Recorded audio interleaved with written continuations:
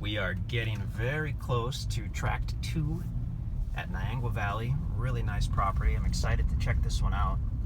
We're going north on Corkery Road. We just passed the NRO campground about a half mile back, and we're turning right onto Box Hollow Road. There's a little kind of a pizza and wing shack here. Met the guy who owns that. He lives out here. Nice guy. Pretty good landmark, although it might not be there in the winter. I think it's just a kind of a seasonal thing that he runs. So we're passing Tract 1, and in just a moment we will be at the wonderful Tract 2. This will be my first chance to see Tract 2 other than driving by it, so I actually am excited. I'm looking at the topo map and it looks like it has some cool stuff going on. Okay, we're rounding the corner. We should be getting close. Okay, so there's a ribbon in the tree there that's going to mark the approximate northwest boundary of Tract 2. So it's on the right side of the road. You can see the electric is directly on the property. There's a phone box up there as well, so that's good. And there's our sign indicating that we have arrived at Tract 2. I'm going to drive down a little further, and then I'll back up and pull onto the property and park, and we'll get a good look at this. So there's the phone box. There are several areas where you could pull off, probably even with a camper. There's a gigantic mailbox that looks like a bass. So that's a pretty good landmark if that's still there when you get here.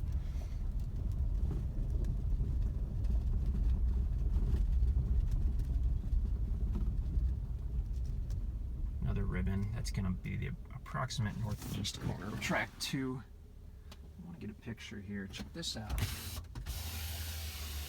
I'm so excited by technology. My daughter loves this sliding rear window. It's her favorite thing about this truck. And I guess I'm kind of like an 8-year-old because it's one of my favorite things too. Alright, let's pull onto the property here. Really, we can pull in just about anywhere. It's really nice and level. I'll just pull in right here. How about that? Okay, cool. Close the window. Okay, let's check it out.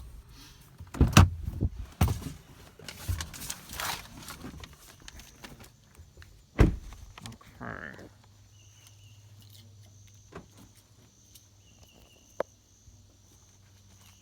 There we go. Okay. So Tract 2, you can see it's fairly level. Now we're looking west on Box Hollow, so that's Tract 2 on the left. Looking to the east, obviously it's on the right. We have this driveway here. It's gated. I don't know where that goes, but there's a mailbox, so I assume there's a house back there somewhere. The topo map indicates that we've got this, fairly level area here on the north. Then it slopes down to a valley that isn't super steep, and then back up to another level area toward the middle of the property. And I really was thinking about just going on a little walk and checking this out. Lock that bad boy up, just because I've never been here. Never checked out Tract 2 in person. So you've got some good buildable area up here on the north with a slight slope to it. I'm trying to get a picture or two, but of course I picked a cloudy morning to come out here. That's been pretty normal for us the last month or two. We tend to pick the cloudiest days. But in a way that's a good thing, because then when you come out here on a sunny day and see it in all its splendor, you'll be ecstatic about Tract 2, kind of like I am. Oh, this is great. I should have just had the four-wheeler. This is a great four-wheeler property. Very gradual slope. I could have driven my truck down here with no problem.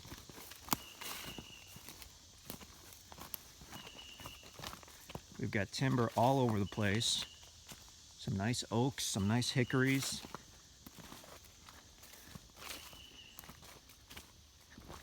Now here's this little valley area. This would be basically like a seasonal creek.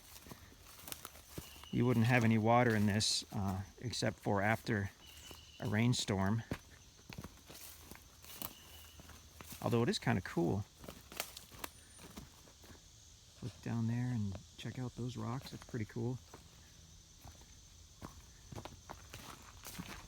Monstrous tree, but this bad boy looks hollow. It's alive, but I don't think it's marketable. Not for saw timber, as the loggers say. Good for pulpwood, so I guess it does still have value. Anyway, I'm rambling about trees. So here we've come across the little area, the little valley area, and it sloped gradually back up. And now we're almost to a level spot here. I'm really loving track 2. This is nice. We get quite a few properties that are just really steep, and those can be great for views. But if you try to ride your four-wheeler down some of these steep slopes, it can be pretty treacherous.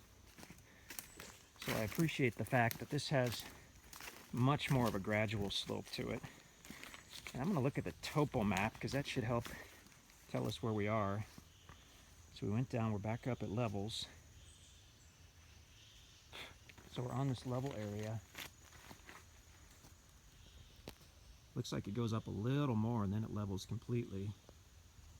Could be an awesome spot for a cabin. Wow, that would be private. And then the topo showed it actually drops back down again, a little more steeply on the south side. I think I'll call this good right here because I'm fairly out of shape.